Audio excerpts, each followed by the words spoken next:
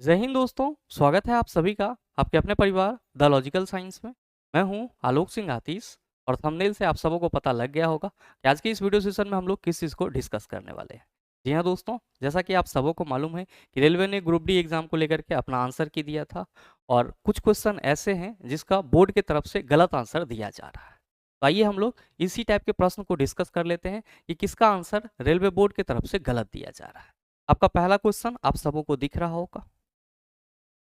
पहला question question number 1 है। अच्छा, ये किस शिफ्ट का है ये तो हमको नहीं मालूम है, लेकिन क्वेश्चन यहाँ पे दिख रहा है।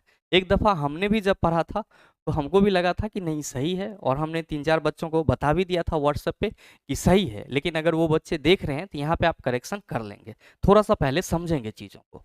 आपसे क्वेश्चन करा जा रहा है कि सीएनजी और एलपीजी के संबंध में इनमें से कौन सा कथन गलत है।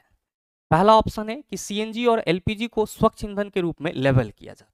ध्यान दीजिएगा, क्वेश्चन आपसे करा जा रहा है कि सीएनजी और एलपीजी के संबंध में इन चारों ऑप्शन में से कौन सा गलत है। सीएनजी बोले तो सीएनजी को ही हम लोग क्या कहते हैं, कंप्रेस्ड नेचुरल गैस कहते हैं। सीएनजी को कंप्रेस्ड नेचुरल गैस कहते हैं और एलपीजी को हम लोग लिक्विफाइड पेट्रोलियम गैस कहते हैं। और मेरे मित्र, इतना तो आप सबों को मालूम है कि आज के समय में जो सीएनजी और एलपीजी का यूज किया जा रहा है वो इसलिए किया जा रहा है क्योंकि अभी तक इसको सबसे स्वच्छ ईंधन माना जाता है, सबसे स्वच्छ फ्यूल माना जाता है। तो आपका जो पहला ऑप्शन है कि सीएनजी और एलपीजी को स्वच्छ ईंधन के रूप में लेबल किया जाता है, ये बिल्कुल ही सही है। किसके बारे में? सीएनजी और एलपीजी के बारे में। ध्यान देंगे कि दूसरा ऑप्शन है कि सीएनजी और एलपीजी दोनों कार्बन आधारित ईंधन है, क्योंकि इसको हम लोग बायोफ्यूल्स के अंतर्गत रखते हैं, यानी कि जैव ईंधन के अंतर्गत रखते हैं। तो जाहिर सी बात है कि जो भी जैव ईंधन होगा उसमें कार्बन रहेगा ही रहेगा। तो आपका दूसरा स्टेटमेंट भी सही है, पहला स्टेटमेंट भी सही है। आपको गलत कथन चूज करना है। तीसरा है कि सीएनजी और एलपीजी पाइप द्वारा घरों में पहुंचाई जा सकती है। एक्चुअली जिस बच्चे को मैंने बताया कि ये सही है, उस वक्त हमारे माइंड में ये चल रहा था, क्योंकि मैंने भी पढ़ा था कि फ्लूइड को जनरली बहुत लंबे दूर तक पाइप के थ्रू उसको नहीं पहुंचाया जा सकता है, लेकिन साइंस डेवलप हो चुका है। अब हम लोग एलपीजी और सीएनजी को जो है वो पाइप के थ्रू घर घर पहुंचा सकते हैं और अभी एक प्लांट भी लगा है और कई शहर में तो पीएनजी पाइप नेचुरल गैस के रूप में जो सीएनजी है या एलपीजी है उसको पहुंचाया भी जा रहा है। तो कहीं ना कहीं ये जो स्टेटमेंट यहाँ पे गलत के रूप में इसको टिक किया गया है रेलवे के द्वारा, ये क्या है सर? गलत है। सीएनजी और एलपीजी पाइप द्वारा घरों में पहुंचाई जा सकती है, ठीक है। और चौथा ऑप्शन है कि सीएनजी और एलपीजी में कार्बन कण नहीं होते हैं। ध्यान से समझिएगा कि सीएनजी और एलपीजी में कार्बन के कण नहीं होते हैं, लेकिन नैनो कार्बन पार्टिकल्स होते हैं। क्या होते हैं? नैनो कार्बन पार्टिकल्स होते हैं। नैनो कार्बन पार्टिकल्स होते हैं। क्योंकि ये दोनों ही बायोफ्यूल्स है, तो इसमें कार्बन का रहना ऑब्वियस सी बात है कि हमेशा इसमें मौजूद रहेगा। तो कहीं ना कहीं आपके इस ऑप्शन के हिसाब से अगर हम लोग डिस्कस करें कि इसमें से कौन सा कथन गलत है, तो ध्यान दीजिएगा यहाँ पे थोड़ा सा कि जो आपका सीएनजी और एलपीजी में कार्बन कण नहीं होते हैं ये बोला जा रहा है, ये क्या है? गलत है। तो सही आंसर जो है वो आपका ऑप्शन नंबर 4 होना चाहिए। थोड़ा सा हमसे मिसकंसेप्शन हुआ था। जिन बच्चों को मैंने बता दिया था कि ये सही है, वो इसको सही नहीं मानेंगे, वो इसको गलत मानेंगे। क्यों? क्योंकि स्वच्छ ईंधन तो है ही, ये बात सही है। दोनों कार्बन आधारित ईंधन है, ये बात भी सही है। और सीएनजी और एलपीजी पाइप द्वारा घरों में पहुंचाई जा सकती है। हाँ भैया, पहुंचाई जा सकती है। क्यों? क्योंकि अभी हमारे देश में कुछ शहरों में ऐसा प्लांट लग गया है जहां पे पाइप से गैस पहुंचाया जा रहा है। और सीएनजी और एलपीजी में कार्बन कण नहीं होते हैं, ये जो कहा जा रहा है ये कहीं ना कहीं गलत है। क्यों गलत है? क्योंकि जब ये बायोफ्यूल्स है तो ऑब्वियस सी बात है कि इसमें कार्बन की मौजूदगी रहेगी ही रहेगी। तो सही आंसर इसका क्या होता? सीएनजी और एलपीजी में कार्बन कण नहीं होते हैं, ये सही आंसर होता। क्योंकि आपको गलत कथन चूज करना था, जबकि रेलवे की तरफ से ऑप्शन 3 दिया जा रहा है, जो कि क्या है सर? गलत है। आप इसको ऑब्जेक्शन कर सकते हैं। आइए बात करते हैं अगले क्वेश्चन की। आपका अगला क्वेश्चन आप सभी देख रहे होंगे, ये आपका दूसरा क्वेश्चन है जो कहीं ना कहीं गलत है। आपसे क्वेश्चन करा जा रहा है कि दो एक समान प्रतिरोध 6 वोल्ट की बैटरी के साथ समांतर क्रम में संयोजित है। परिपथ में क्षय हुई कुल शक्ति 12 वाट है। प्रत्येक प्रतिरोध में धारा डैश होगी। ध्यान दीजिएगा, आपके क्वेश्चन में कहा जा रहा है कि दो एक समान प्रतिरोध 6 वोल्ट बैटरी के साथ समांतर क्रम में संयोजित है। तो मान लीजिए कि ये आपका एक प्रतिरोध है और ये आपका दूसरा प्रतिरोध है। ये दोनों समांतर क्रम में संयोजित है और वो भी किसके साथ? तो सर 6 वोल्ट के बैटरी के साथ, 6 वोल्ट के बैटरी के साथ। ठीक है, कहा जा रहा है कि परिपथ में क्षय हुई कुल शक्ति 12 वाट है, यानी कि इस परिपथ से जब इलेक्ट्रिसिटी पास करवाई जाती है तब जो क्षय हुई शक्ति है वो कितना है? तो सर क्वेश्चन में दिया हुआ है P = 12 वाट। कितना दिया हुआ है? 12 वाट दिया हुआ है। मेरे मित्र आपसे क्वेश्चन करा जा रहा है कि प्रत्येक प्रतिरोध में धारा का मान क्या होगा, यानी कि इसमें धारा का मान क्या होगा, इसमें धारा का मान क्या होगा, जबकि दोनों प्रतिरोध का जो वैल्यू है वो क्या है? समान है। तो थोड़ा सा ध्यान दीजिएगा कि चूंकि ये दोनों ही प्रतिरोध समांतर क्रम में जुड़े हुए हैं तो आप क्या कहेंगे कि गुरुजी इसका जो विभवांतर होगा, इसका जो विभवांतर होगा वो क्या होगा? आप कहिएगा समान होगा। धारा क्या होगा? तो सर धारा अलग अलग होगा। धारा क्या होगा? अलग अलग होगा। यहां पे ध्यान से समझेंगे, हमको अगर धारा निकालना है तो हमको क्या चाहिए होगा? आप कहेंगे सर ये प्रतिरोध कितना है ये हमको मालूम करना होगा, जबकि यहाँ पे शक्ति आपका कितना है? टोटल 12 वाट। तो आप कहेंगे कि गुरुजी P = V²/R वाला फॉर्मूला लगाइए और शक्ति रेसिस्टेंस निकाल लीजिए। क्यों? क्योंकि वोल्ट तो दिया हुआ है और विभवांतर इस दोनों बिंदु के बीच में यही रहेगा, सेम रहेगा। क्यों? क्योंकि ये समांतर क्रम में संयोजित है। आप क्या कहेंगे कि गुरुजी V² करेंगे हम लोग यहाँ पे, तो हमारा जो पावर है वो कितना है? 1 मिनट।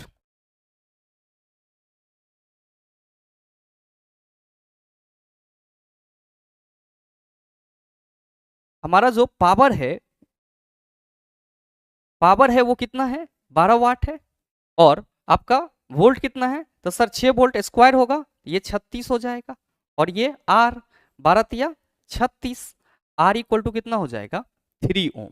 ध्यान दीजिएगा कि प्रतिरोध आपने कितना निकाला है? 3 ओम। क्वेश्चन में कहा जा रहा है दोनों एक समान प्रतिरोध है, तो ये भी आपका 3 ओम और ये भी आपका क्या हो जाएगा? 3 ओम हो जाएगा। क्योंकि इन दोनों से धारा अलग अलग बहेगी, धारा क्या होगी? अलग अलग बहेगी, जबकि विभवांतर इसका क्या है? सेम है। तो ध्यान दीजिएगा कि अगर हम लोग यहाँ पे इसको I1 और I2 करके देखें तो I1 क्या हो जाएगा? I1 यहाँ पे क्या होगा? आप कहेंगे सर V = IR होता है, यहाँ पे I जो है वो क्या हो जाएगा? V/R हो जाएगा। मेरे मित्र ध्यान दीजिएगा, यहाँ पे आपका V तो यही रहेगा क्योंकि विभवांतर इस दोनों पॉइंट के लिए समान होगा। यहाँ पे विभवांतर हमारा 6 वोल्ट है, प्रतिरोध कितना है? तो सर दोनों 3 ओम का है, ये 3 दूना 6 हो जाएगा। यानी कि आपका प्रत्येक प्रतिरोध से कितना धारा बहेगी? 2 एम्पियर की धारा बहेगी, जबकि आपके क्वेश्चन में 1 एम्पियर बताया जा रहा है। तो सही आंसर क्या होना चाहिए? ऑप्शन नंबर 2 होना चाहिए। लेकिन आपके रेलवे द्वारा जो आंसर दिया गया है उसमें ऑप्शन नंबर 3 दिया गया है, तो कहीं ना कहीं आप इस क्वेश्चन पे भी ऑब्जेक्शन कर सकते हैं। आइए बात करते हैं अगले क्वेश्चन की। आपका अगला क्वेश्चन है, इसमें कहा जा रहा है कि मान लीजिए 1 मीटर लंबे एल्यूमिनियम के एक तार की अनुप्रस्थ काट का क्षेत्रफल 10⁻⁻² मिलीमीटर स्क्वायर है। इसका प्रतिरोध 2.8 ओम है। यदि इसे खींचकर इसकी लंबाई को बढ़ाकर मूल लंबाई के 8 गुने के बराबर कर दिया जाए तो इसकी प्रतिरोधकता ज्ञात कीजिए। बहुत सारे मित्रों को कहीं ना कहीं इसमें कंफ्यूजन है, जबकि रेलवे बोर्ड की तरफ से इसका जो आंसर दिया गया है वो कहीं ना कहीं सही है। आप कहेंगे कैसे सही है? तो मेरे मित्र थोड़ा सा ध्यान दीजिएगा कि आपको यहाँ पे क्या निकालना है? आपको यहाँ पे प्रतिरोधकता निकालना है। क्या निकालना है? प्रतिरोधकता, जिसको हम लोग क्या कहते हैं? रेसिस्टिविटी। और किससे रिप्रेजेंट करते हैं? रो से रिप्रेजेंट करते हैं। भाई मेरे आप सबों को मालूम है कि रो के लिए हम लोग फॉर्मूला क्या लिखते हैं? तो आप कहते हैं कि गुरुजी RA/L लिखते हैं। रो के लिए फॉर्मूला क्या होता है? RA/L होता है। ध्यान दीजिएगा कि R क्या है यहाँ पे? तो सर R जो है वो हमारा प्रतिरोध है। कितना है? तो प्रतिरोध सर 2.8 है और इनटू अनुप्रस्थ काट का क्षेत्रफल कितना है? तो 10⁻⁻10 मिलीमीटर स्क्वायर है। मेरे मित्र मिलीमीटर स्क्वायर है, इसको जब हम लोग मीटर स्क्वायर करेंगे तो आप सभी ध्यान में रखिएगा कि 1 mm स्क्वायर इक्वल टू कितना होता है? तो सर 10⁻⁻6 मीटर होता है। यहाँ पे 10 है तो 10⁻⁻2 इंटू 10⁻6 गुना करके कितना हो जाएगा? 10⁻8 हो जाएगा। यहाँ पे जो आपका क्रॉस सेक्शन एरिया है उसके जगह हम लोग सीधे ये वाला वैल्यू रख देते हैं, तो 10⁻⁻8 मीटर हो जाएगा। मेरे मित्र आप कहेंगे कि सर यहाँ पे एल दिया हुआ है तो ये बटा क्या हो जाएगा, तो आप कहेंगे सर यहाँ पे कहा जा रहा है कि लंबाई को बढ़ा करके मूल लंबाई के 8 गुने के बराबर कर दिया जा रहा है। तो आप लोग यहाँ पे क्या कर रहे होंगे कि यहाँ पे आप 8 रख रहे होंगे, यहाँ पे आप 8 रख रहे होंगे, जबकि यहाँ पे आप सबों को ये ध्यान में रखना होगा कि ये जो आपका प्रतिरोधकता है, जो आपका प्रतिरोधकता है, ये सिर्फ और सिर्फ किस पे डिपेंड करती है, तो सर ये चालक के प्रकृति पर डिपेंड करती है, चालक के प्रकृति पर डिपेंड करती है, और साथ ही साथ किस पे डिपेंड करती है, तापमान पर डिपेंड करती है। किस पे डिपेंड करती है, तापमान पे डिपेंड करती है। तो लंबाई बढ़ाएंगे घटाएंगे उससे कोई फर्क नहीं पड़ेगा, जो मूल लंबाई 1 मीटर पहले से बोला जा रहा है वही चीज यहाँ पे भी होगा। अगर हम लोग किसकी बात करेंगे, तो सर जो क्वेश्चन में हमारा डाटा दिया हुआ है उसके अनुसार उस चालक के प्रतिरोधकता की, तो ये हमारा सही वैल्यू कितना आ जाएगा, 2.8 इंटू 10⁻⁻8 मीटर आ जाएगा। चूंकि एग्जाम में बहुत सारे मित्रों से गलत हुआ है क्योंकि उन्होंने यहाँ पे L के जगह 8 रखा है, तो मेरे मित्र आपको यहाँ पे थोड़ा सा केयर करना था कि प्रतिरोधकता चालक के प्रकृति और तापमान पे डिपेंड करती है, ये कभी भी लंबाई पे डिपेंड नहीं करती है। अगर कोई चालक तार जो 1 मीटर लंबा है उसका प्रतिरोधकता इतना ओम मीटर है, तो उसको अगर खींच करके हम 8 गुना कर देंगे या 10 गुना लंबा कर देंगे तो भी उसके प्रतिरोधकता में कोई फर्क नहीं होगा। हाँ, प्रतिरोध में डिफरेंसेस जरूर आएगा। तो ये क्वेश्चन आपका बिल्कुल ही सही है सर, 2.8 इंटू 10⁻⁻8 ओम मीटर, इसमें आपको ऑब्जेक्शन की जरूरत नहीं है। बस यहाँ पे आप लोग नहीं समझ पा रहे थे कि गुरुजी इसको तो 2.8/8 कर देंगे तो कुछ और वैल्यू आ जाता है, वो नहीं करना था, प्रतिरोधकता पूछा जा रहा था। तो ये 2 पॉइंट आपको अपने माइंड में रखना होगा। चलिए बात करते हैं अगले क्वेश्चन। अगला क्वेश्चन आपसे पूछा जा रहा है, बहुत सारे मित्रों का ये क्वेश्चन गलत रहा है क्योंकि ये क्वेश्चन का आंसर ही रेलवे की तरफ से गलत दिया गया है। कहा जा रहा है कि यदि 50 ओम प्रतिरोध वाली चालक कुंडली समय के साथ परिवर्तनशील चुंबकीय क्षेत्र में इस प्रकार है कि प्रेरित ईएमएफ 5 वोल्ट है, तो कुंडली में प्रेरित धारा ज्ञात कीजिए। बहुत ज्यादा लाग लपेटा लगाने की जरूरत नहीं थी, आप सीधे कहते हैं कि गुरुजी यहाँ पे ईएमएफ यानी कि इलेक्ट्रोमोटिव फोर्स, इसी को हम लोग क्या कहते हैं, तो सर विद्युत वाहक बल कहते हैं, जो कि विभवांतर होता है। ये हमारा 5 वोल्ट है और प्रतिरोध यानी कि आर कितना है हमारा, तो सर 50 ओम है, और आपको बताना है प्रेरित धारा इंड्यूस्ड करंट ज्ञात कीजिए। तो आई इक्वल टू फॉर्मूला क्या होता है, आप सभी कहते हैं गुरुजी V बटा आर होता है। तो मेरे मित्र अगर हम लोग इसको V बटा आर करें, V बटा आर करें, ये हो जाएगा 5/50, 5 एकम 5, 5 दाएं 50, ये हो जाएगा 0.1 एम्पियर। प्रेरित धारा 0.1 एम्पियर, ऑप्शन 3 सही होना चाहिए, जबकि रेलवे की तरफ से 0.00 सॉरी 00 नहीं है 0.01 दिया गया है, ये गलत है। इस पे आप ऑब्जेक्शन कर सकते हैं सर, कोई आपत्ति नहीं है। चलिए अगले क्वेश्चन की बात कर लेते हैं। अगला क्वेश्चन इसको देखिएगा सर, ये तो पूरी तरह से गलत है, कहीं से देखने से भी नहीं लग रहा कि निम्न में से कौन सा हेक्सेन की समजातीय श्रेणी का अगला सदस्य होगा। ध्यान दीजिएगा, हेक्सेन की बात की जा रही है मतलब एल्केन की बात की जा रही है। हेक्सेन है मतलब C6 और H14 हो जाएगा, क्या है, तो CnH2n+2। हेक्सेन 6 कार्बन के लिए होगा ना, तो 6 दूना 12 दू 14, तो C6 और H14 आपका एल्केन, ये किसके लिए हो गया, हेक्सेन के लिए। अब इसका जो अगला सदस्य होगा वो क्या होगा, कार्बन 7 वाला होगा, तो कार्बन 7 वाले को हम लोग क्या कहेंगे, हेप्टेन कहेंगे। हेप्टेन के लिए क्या होगा, तो C7 और 7 दूना 14 दू 16, C7H16, ये आपका हेप्टेन हो जाएगा। और समजातीय श्रेणी में CH2 का अंतर होता है, और यही अंतर आपको C6H14 और C7H16 में दिखाई पड़ रहा होगा, इसीलिए आपकी इस क्वेश्चन का सही आंसर ऑप्शन नंबर 3 होगा। जबकि हेप्टीन जो रेलवे की तरफ से दिया जा रहा है ये गलत है सर, आप इस पे भी ऑब्जेक्शन कर सकते हैं। नेक्स्ट क्वेश्चन की बात कर लेते हैं सर। नेक्स्ट क्वेश्चन है क्वेश्चन नंबर 21। ये क्वेश्चन भी मैंने एक बच्चा को बताया कि सर इसका दोनों आंसर से ऑप्शन नंबर 2 हम लोग लेकर के जा सकते हैं, लेकिन अगर आप एसिड बेस के पॉइंट ऑफ व्यू से देखेंगे तो ऑप्शन नंबर 2 लेके जा सकते हैं, लेकिन ये एनसीईआरटी बुक के अकॉर्डिंग आएंगे तब आपका आंसर ऑप्शन नंबर ए हो जाएगा, यानी कि 1 हो जाएगा। आप कहिएगा कैसे, तो ध्यान दीजिएगा। क्वेश्चन करा जा रहा है कि नीचे दिए गए कथनों पर विचार कीजिए और सही उत्तर का चयन कीजिए। कथन है आपका पहला कि बिच्छू बूटी नेटल के पत्तों के चुभने वाले रोए द्वारा मेथनोइक अम्ल इंजेक्ट होता है, जिससे जलन के साथ दर्द होता है। दूसरा कथन कहा जा रहा है कि चुभने वाले स्थान पर बेकिंग सोडा जैसे मृदु क्षारक का प्रयोग करने से राहत मिलती। मेरे मित्र, आप सबों को मालूम है कि चींटी हो, मधुमक्खी हो, ये सब जब डंक मारता है तो क्या होता है, तो सर वो एसिड छोड़ता है हमारे स्किन में।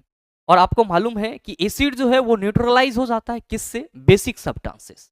तो अगर एसिड और बेस के पॉइंट ऑफ व्यू से आप चलेंगे तो यहां पे ये कहा जा रहा है कि बिच्छू बूटी नेटल के पत्तों के चुभने वाले रोए द्वारा मेथनोइक अम्ल इंजेक्ट करता है। तो मेथनोइक अम्ल होगा, उसको बेस दे देंगे तो वो ठीक हो जाएगा। दूसरे स्टेटमेंट में कहा जा रहा है कि चुभने वाले स्थान पर बेकिंग सोडा जैसे मृदु क्षारक का प्रयोग करने से राहत मिलती है। ये बात भी बिल्कुल सही है।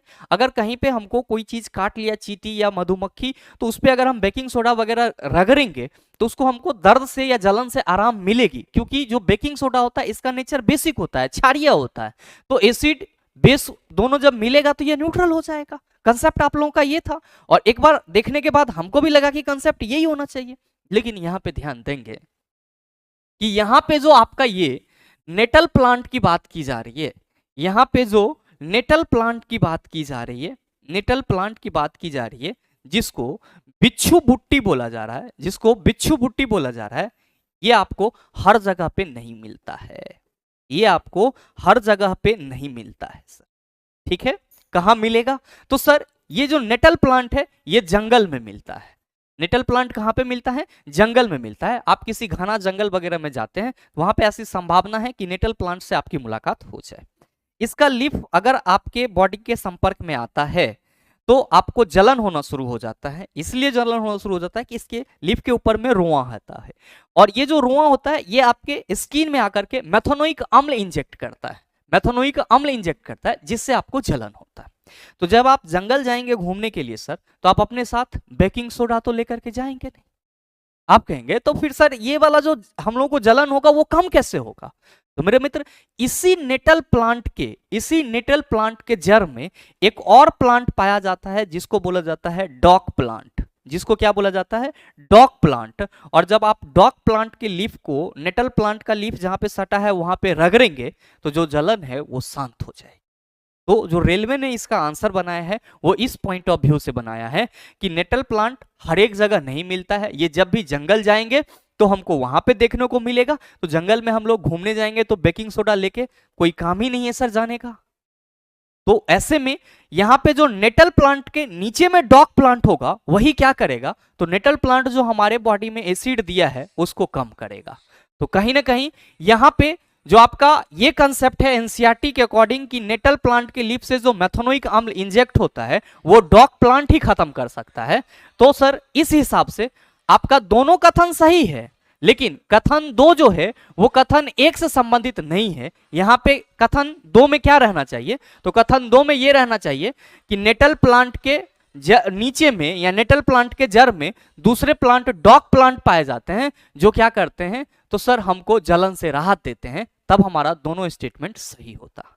तो सर इस क्वेश्चन पे आप ऑब्जेक्शन नहीं करेंगे, ऑब्जेक्शन करेंगे भी तो कोई फायदा नहीं होगा, क्योंकि वो एनसीईआरटी के अकॉर्डिंग उठाएगा तो कहीं ना कहीं बहुत सारा कंसेप्ट निकल के सामने आ जाता है। तो सर ये सही है, बस आप इसको थोड़ा सा याद करके रखेंगे कि नेटल प्लांट की बात जब भी की जाएगी तो उसके नीचे में ही डॉक प्लांट मिलेगा, उसी से उसका मेथनोइक अम्ल क्या होगा, तो सर न्यूट्रलाइज होगा। बाकी एसिड जो है वो बेस से न्यूट्रलाइज हो जाता है। तो कोई अदर रहेगा, अगर मधुमक्खी काट लेगा तो सर हम वहां पे बेकिंग सोडा का यूज कर सकते हैं, क्योंकि घर रहेंगे मार्केट में रहेंगे तो कर सकते हैं, लेकिन जंगल में बेकिंग सोडा लेकर के कोई नहीं जाता है। इस चीज का आप ख्याल रखेंगे, इस पे आप कोई ऑब्जेक्शन नहीं करेंगे। इसका आंसर रेलवे के थ्रू सही है सर। आइए अगले क्वेश्चन की बात कर लेते हैं। इस क्वेश्चन में आपसे कहा जा रहा है कि निम्नलिखित अभिक्रिया के लिए अवस्था के संकेतों के साथ संतुलित रासायनिक समीकरण लिखिए। पोटेशियम हाइड्रोक्साइड विलयन नाइट्रिक अम्ल विलयन के साथ अभिक्रिया करके सोडियम नाइट्रेट विलयन और जल उत्पन्न करता है। मेरे मित्र, यहाँ पे आपको बताया जा रहा है कि जो अभिक्रिया हो रही है उस अभिक्रिया में जो अभिक्रिया का अवस्था है, चाहे वो अभिकारक का हो या जो प्रतिफल बन रहा है, उसकी अवस्था के आधार पर आप सही चीज चुनिए। यहां पे देखिएगा कि जलीय विलयन के लिए हम लोग AQ यूज करते हैं, यानी कि इसको हम लोग एक्वस सॉल्यूशन कहते हैं। दूसरा, लिक्विड के लिए हम लोग L यूज करते हैं सीधे सीधे, और सॉलिड के लिए हम लोग S यूज करते हैं। बात यहां पे की जा रही है कि पोटेशियम हाइड्रोक्साइड विलयन नाइट्रिक अम्ल विलयन के साथ अभिक्रिया करता है, तो क्या करता है सर, सोडियम नाइट्रेट विलयन और जल उत्पन्न करता है। मेरे मित्र ध्यान दीजिएगा कि जब पोटेशियम हाइड्रोक्साइड नाइट्रिक अम्ल के साथ अभिक्रिया करेगा तो ये सोडियम नाइट्रेट कहां से बना लेगा? ये तो जब भी बनाएगा तो पोटेशियम नाइट्रेट बनाएगा। तो इस क्वेश्चन का यहाँ पे जो सोडियम नाइट्रेट बोला जा रहा है, सर ये लैंग्वेज गलत है। यहाँ पे क्या होना चाहिए? पोटेशियम नाइट्रेट होना चाहिए। यहाँ पे पोटेशियम नाइट्रेट होना चाहिए, तब जाकर के आपके इस क्वेश्चन का सही आंसर क्या हो जाता? ऑप्शन नंबर 2 हो जाता, जो रेलवे ने सही दिया है सर। तो सर इस पे आप क्वेश्चन के लैंग्वेज को लेकर के रेज कर सकते हैं, यहाँ पे आपको मार्क मिल सकता है, क्योंकि ये डिफॉल्ट रेलवे का है, आपका नहीं है। आइए बात करते हैं अगले क्वेश्चन की। अच्छा, अगला क्वेश्चन नहीं है सर, ये इतना क्वेश्चन अभी तक था जो आपका हमको लगा कि कहीं ना कहीं गलत है, और भी क्वेश्चन आ रहे हैं, तो जैसे जैसे आते जाएगा कोशिश रहेगी कि हम आप लोगों के साथ उस क्वेश्चन को लेकर के आए और डिस्कस करें, और उम्मीद करते हैं कि आप सभी क्वेश्चन को समझ पाए होंगे। साथ ही उम्मीद करते हैं कि ये वीडियो आपको अच्छा लगा होगा। अगर आपको वीडियो अच्छा लगा तो वीडियो को लाइक कीजिएगा, ज़्यादा से ज़्यादा शेयर कीजिएगा, और हाँ, अगर आप चैनल पे नए हैं तो सब्सक्राइब करके बेल आइकन दबा लीजिएगा, ताकि इस तरह के एग्जाम रेलेवेंट वीडियो का नोटिफिकेशन सबसे पहले आपके पास पहुंचे और आप उसको सबसे पहले देख पाओ। मिलते हैं फिर अगले सेशन में, तब तक के लिए best of luck. Thank you, have a nice day.